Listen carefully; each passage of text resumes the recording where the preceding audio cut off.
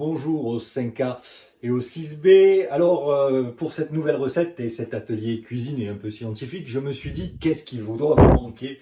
Ce monument de la gastronomie adolescente, le hamburger. Eh bien, aujourd'hui, on va faire du pain hamburger. Et puis, peut-être tout à l'heure, enfin, à la fin de la recette, dans la fin de la vidéo, je vous montrerai mes hamburgers à moi. Donc ça va, en vérité la vidéo va durer peut-être 15 ou 10 minutes, je ne sais pas, mais la fabrication sur toute la journée. Alors, qu'est-ce qu'il nous faut pour le pain hamburger? De la levure de boulangerie, ce n'est pas de la levure chimique, c'est de la levure de boulangerie, ce sont des êtres vivants, je vous en ai parlé, c'est de la même famille que les bactéries, ce sont des êtres vivants unicellulaires qui servent à la fermentation et on va tout de suite les mettre dans 30 centilitres de lait. Alors, sur la levure sèche, là c'est de la levure sèche, ce n'est pas de la levure chimique, on les mélange bien, on les mélange bien. Et parce que le but c'est de les reprendre. Là ils sont dans une espèce d'hibernation, de stase, de léthargie. Il faut les faire fondre, même si le terme est impropre. Il faut bien veiller à leur faire reprendre vie, tout doucement. J'ai à peine tiédi le lait, donc dans 30 grammes de lait. 30 grammes de lait ou 3 centilitres. Donc vous voyez, c'est pas énorme. Je mélange un peu. C'est la première opération. On pourrait rajouter un peu de sucre, vous voyez, ça, bon. Et ça va le faire tout doucement, on va les laisser. Je vais vous présenter le reste des ingrédients. Eau, il va m'en falloir 150 grammes, 15 centilitres. Du sel, 9 grammes. Alors vous avez vu, je l'ai mis dans une cuillère à dessert, une grosse cuillère, pour que vous vous rendiez compte à peu près du volume. Du sucre, 15 grammes, ce qui fait à peu près 2 cuillères à soupe, pas tout à fait, ne pas trop en mettre. Il me faut 500 grammes de farine. Alors, là, de préférence, prenez de la farine bio T65. Ce n'est pas pour le fait qu'elle soit bio, c'est le fait qu'elle soit T65 et que bon, dans les farines, il y a quelque chose qu'on appelle la protéine, et donc une des protéines est le gluten, vous savez, et que bon, les farines bio contiennent plus de protéines en T65 que les farines qu'on trouve dans le commerce, qui sont des farines vraiment de mauvaise qualité en vérité. Et j'ai mis 40 grammes de beurre à l'intérieur, du beurre mou. Et il me faut 100 grammes d'œufs, c'est-à-dire 2 œufs moyens toujours. Alors là, j'ai préparé la fin de ma recette, j'ai graissé avec un peu d'huile un saladier. Alors, on va commencer. J'enlève tout ça. Voilà, c'est fait. Je vais mélanger tous les liquides avec le beurre. Pour cette recette, on peut mélanger tout dès le départ. On va pétrir à la main. Normalement, je fais ça au robot, mais comme vous n'avez pas tous de robot à la maison, je vous montre le pétrissage à la main. On va commencer. Je vérifie un peu ma levure. Je vais encore la laisser un tout petit peu. Elle a du mal à se dissoudre, vous voyez. Donc on va attendre. Voilà, c'est bon. Et puis on y va à la main. C'est voilà. Dans un saladier d'abord. Donc ça colle. Je vous confirme, ça colle au départ. Ça va vous faire votre sport, puisque le pétrissage va durer 10 minutes. Alors, je vous rassure tout de suite, la vidéo ne va pas durer 10 minutes, on va faire un petit montage. Enfin, la vidéo du pétrissage. Alors, vous voyez, au départ, je mélange. En termes de boulangerie, on va appeler ça le phrasage, qui consiste à mélanger les choses. Je rajoute ma levure. Je essaye de rien lancer, j'ai des morceaux, je ne suis pas content, mais j'espère qu'avec le pétrissage, c'est assez réveillé et que ça va se mélanger. Si j'avais utilisé de la levure fraîche, j'en aurais utilisé 15 grammes. C'est ce qu'on appelle la levure de boulangerie. Voilà, j'en aurais utilisé 15 grammes et j'aurais pu mettre tout dès le départ. Ok. Alors, vous voyez, ça colle. J'enlève sur mes mains. J'ai ce qu'on appelle une corne, là. Alors, vous avez l'impression que ça colle, il manquerait de farine. Non, il ne manque pas de farine. On va pétrir. Et tout à l'heure, je vous ai parlé des protéines. Et au fur et à mesure qu'on va pétrir, ces protéines vont prendre une autre forme. Avec la réaction avec l'eau, la réaction chimique, elles vont prendre une autre forme. Elles vont devenir élastiques. On va y aller à deux mains. Je mets ça un peu plus loin. Voilà. Et je commence à pétrir. Peu importe si ça colle, ça va se décoller. Il me manque un instrument qu'on appelle un coupe-pâte, mais c'est pas grave, je vais me débrouiller sans. Alors vous voyez le mouvement que je fais, je pousse ma pâte et je la remets devant moi. Je prends soin de racler un peu, je pousse ma pâte et je la remets devant moi, si j'ai pas ma planche qui bouge. Alors je préfère pétrir sur du bois, mais vous pouvez pétrir n'importe où, c'est facile. Voilà, on va le faire ça un certain nombre de fois. Vous pouvez un peu jeter la pâte de temps en temps, ça lui fait du bien. Ne me demandez pas trop à quoi ça sert. Et c'est parti pour une dizaine de minutes, donc vous aurez votre petite séance de sport en pétrissant. Voilà, et bien on va se retrouver à la fin du pétrissage. Voilà, ça fait 13 minutes que je pétris depuis que je vous ai quitté. Donc je remonte le mouvement. Vous voyez que ma pâte est devenue beaucoup plus élastique, elle ne colle plus pratiquement. Il y a toujours un petit peu de trucs qui restent, mais vous voyez, elle est devenue élastique. Alors je remonte le mouvement. Je pousse, j'enroule, je pousse, j'enroule plusieurs fois, puis je fais un quart de tour, je pousse, j'enroule, je pousse, j'enroule, je pousse, j'enroule, ça va faire rentrer de l'air à l'intérieur, voilà. Les levures vont avoir besoin un peu de cet oxygène. Alors, je vais vous montrer autre chose. Voilà, ma pâte est bon à la main, c'est aussi bien que je peux. Alors, pour la petite histoire, les boulangers, quand dans les temps anciens, ils pétrissaient, je crois que pour 50 kg de farine à pétrir, il leur fallait à peu près 2 heures ou 3 heures. Ils ne faisaient pas comme ça, hein, mais il y avait des techniques spéciales pour pétrir les grandes quantités de farine. Alors, je vous ai parlé tout à l'heure d'une farine T65. Alors, peu importe, mais dans la farine, il y a des protéines, de l'amidon, le gluten. De l'amidon, c'est un sucre. Alors, première des choses, le fait d'avoir pétri l'eau et les protéines qu'il y avait à l'intérieur, ont fait, vous voyez, ma pâte est élastique. Regardez, c'est élastique. Voilà, comme ça. Alors, mon élasticité pourrait être meilleure. Hein, si j'avais pétri certainement encore un tout petit peu, elle aurait été meilleure. Voilà. On pourrait rajouter 5 minutes, ça ne ferait pas de mal. Ça fait les muscles. Donc voilà. Alors, pourquoi on recherche cette élasticité? Alors, si vous avez une pâte à tarte, surtout, vous ne recherchez pas cette élasticité. Par contre, pour les pâtes levées, le pain, les brioches, les croissants, hein, tout ce qui est de l'ordre de tout ça, on va rechercher cette élasticité. Quel est l'avantage de cette élasticité? Eh bien, on a mis à l'intérieur des levures, vous avez bien vu. Je vous ai dit que les levures, ce sont des êtres vivants. On a vu qu'en cours, pour être un être vivant, il faut manger. Hein, et les levures vont se nourrir, elles, de l'amidon, qui en présence de l'eau, l'amidon qui est dans le blé, hein, le blé, il y a beaucoup d'amidon, va dégager un sucre. Elles vont manger ce sucre et fabriquer du gaz carbonique, et en même temps un tout petit peu, mais un poil d'alcool. Hein. Toute fermentation fait de l'alcool. Du moment que vous faites du pain, vous avez un soupçon d'alcool, mais vous ne serez pas ivre en mangeant du pain. Hein. Ça, de toute façon, l'alcool partira à la cuisson. Mais toute fermentation avec des levures est une fermentation alcoolique. Donc voilà, je forme en boule. On va la mettre à reposer. Qu'est-ce qui va se passer? Les levures vont fabriquer du gaz carbonique. Le fait de l'élasticité de la pâte, eh ben, ce gaz ne va pas pouvoir s'échapper. Il va former des bulles, c'est ce qu'on cherche. Dans un premier temps, on va avoir un premier temps de pousse, qu'on va appeler la pousse. On va le laisser là reposer environ 3/4 d'heure, 1 heure. Hein. Et puis cette fermentation va apporter encore de l'élasticité. Sans pétrir, je vais encore avoir de l'élasticité. Hein, grâce à ce travail-là, c'est surtout la présence d'eau qui va faire que l'élasticité va être différente, va être différente. Et la pâte va gonfler du fait que le gaz ne peut pas s'échapper, il va rester prisonnier dans les bulles. Alors on va mettre, et ça va développer surtout du goût.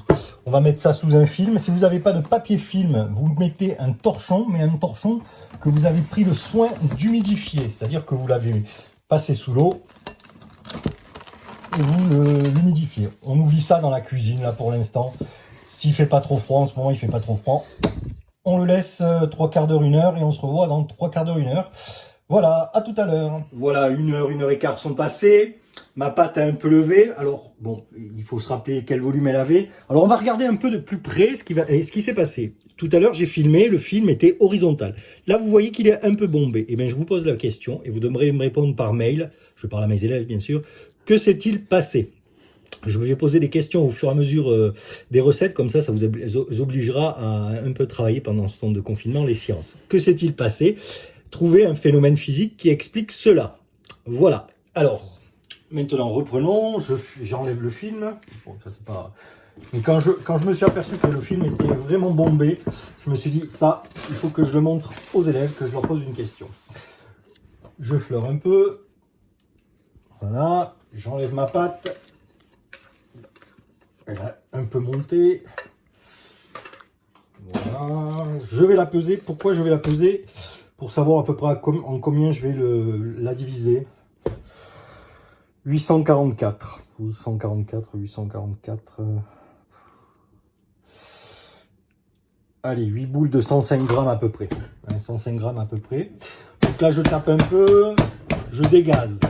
Le gaz, c'est du gaz carbonique qui a été produit, je le rappelle, par les levures. Et c'est ce qui va donner à la fois du goût, qui va faire lever. Alors, je vais peser, j'ai dit en 8 boules. Alors, on va faire ça, Hop, hop, hop. Vous voyez, alors ça, c'est un instrument qu'on appelle un coupe-patte. J'essaye de faire un boudin régulier, je vais le couper en 8. On va voir si j'ai le coup d'œil. 2. À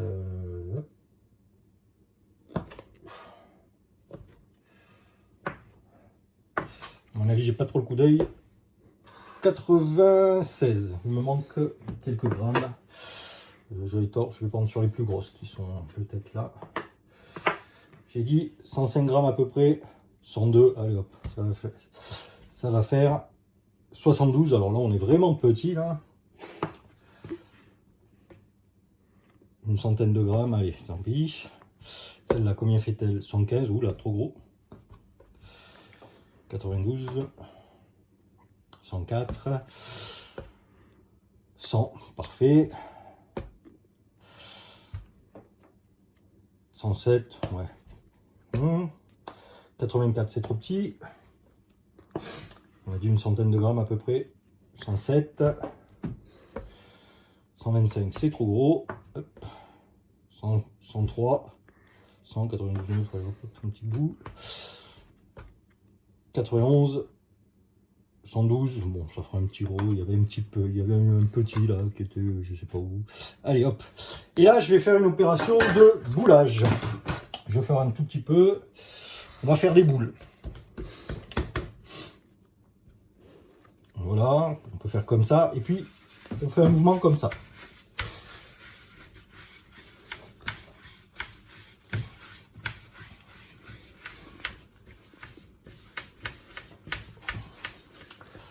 On la laisse là, on va le laisser se détendre comme on dit. Alors vous voyez, j'aplatis, je plie les rebords et je fais une boule. Je boule comme ça. Il y a mes mains qui tournent et mes doigts ramènent la pâte en dessous. Voilà ce que ça donne à peu près. Là, c'est pas très bien boulé, je me fais enguirlander. On peut le faire des deux mains.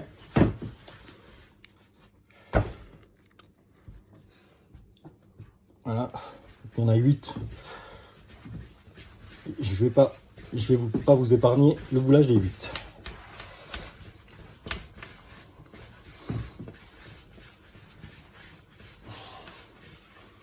Ok.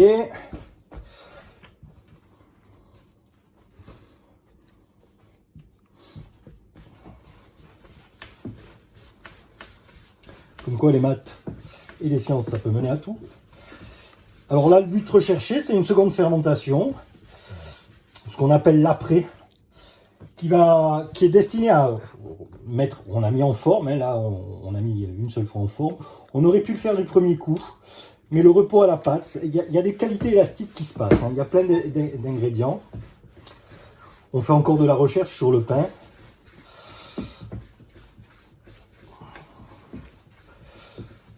Parce que là on fait partie des pains. Hop. Bouler de la main gauche, c'est toujours un peu plus dur quand on est droitier.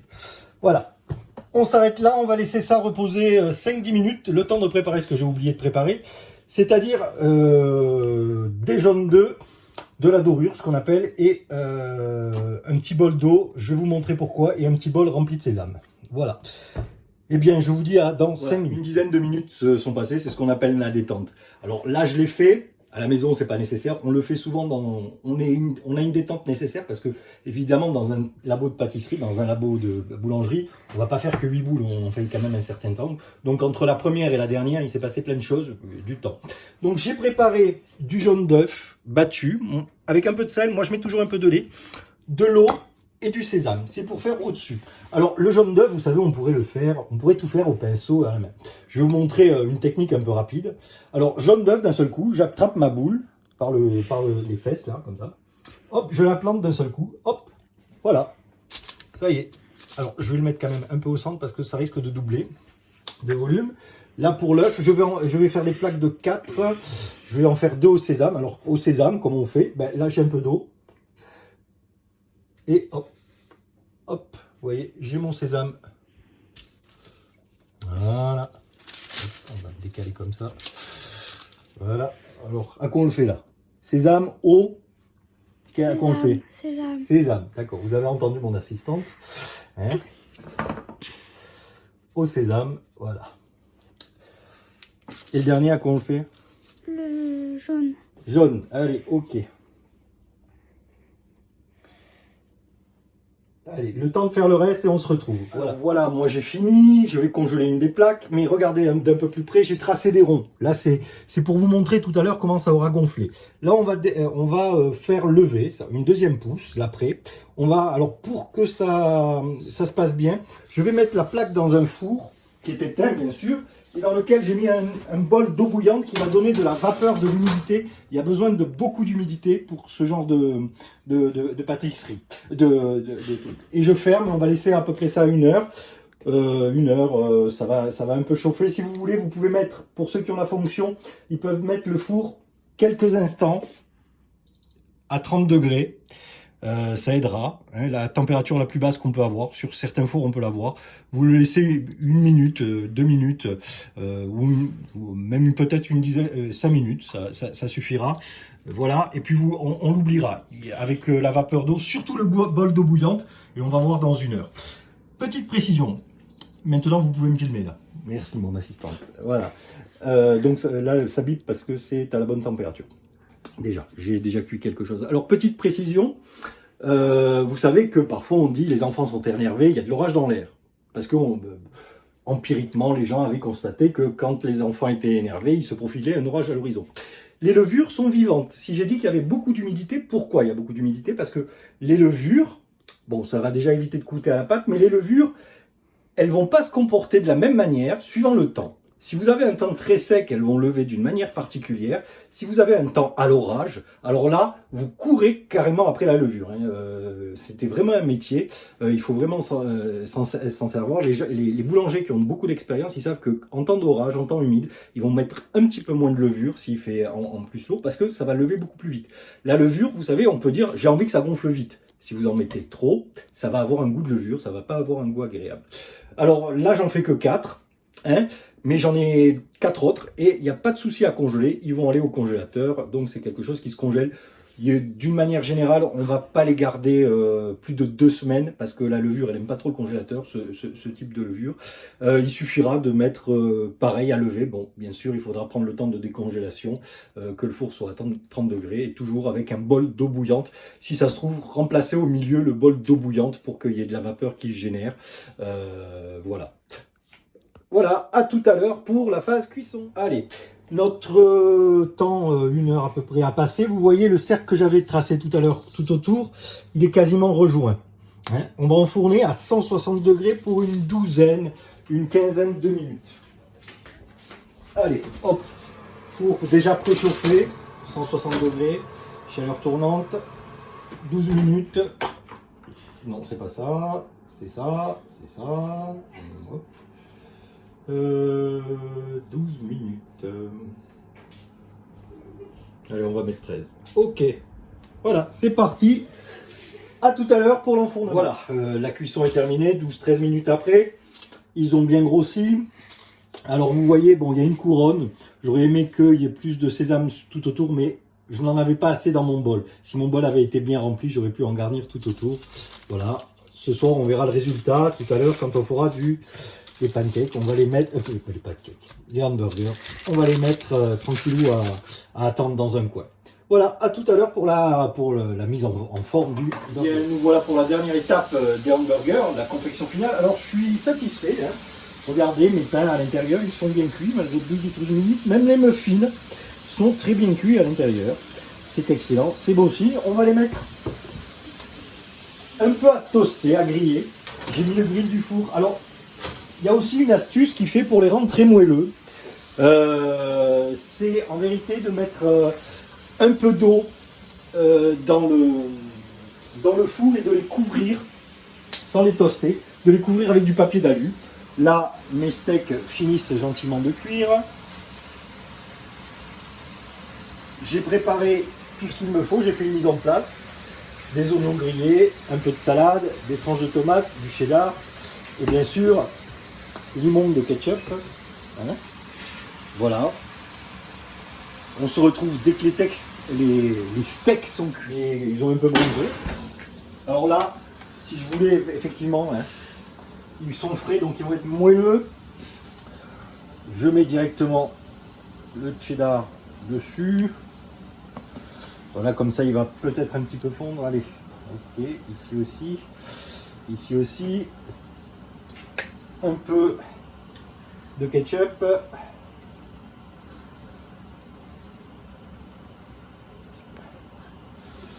Un peu de salade. La pince est très intéressante. Voilà, alors il y a une hérésie, c'est que normalement les steaks, alors je hache pas la viande moi-même, hein, mais quand même je les fais un peu moi-même. Mais là, je les moule moi-même parce que vous voyez, ils sont ovales, un peu épais. Voilà, tout le monde aura la même chose ce soir, pas de churros possible. Voilà. 30 secondes, le steak.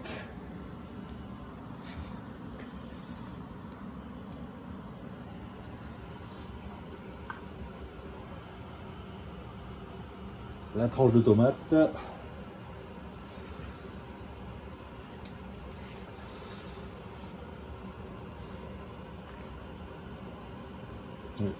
Les steaks ne me plaisent pas du tout.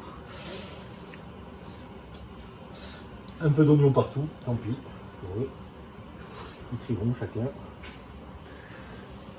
On va couvrir. Peut-être qu'on va remettre un tout petit peu, un petit moment au four pour faire fondre le cheddar en éteignant le four et en le laissant à chaleur. Bon, je sais pas.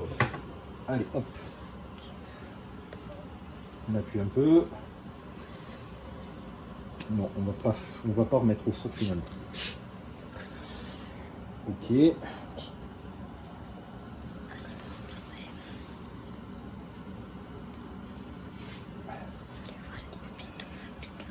Tac, ah bah il est là. Et voilà, c'est fini. On va remettre un dans une assiette pour faire une petite présentation.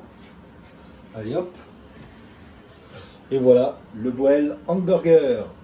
Eh bien merci.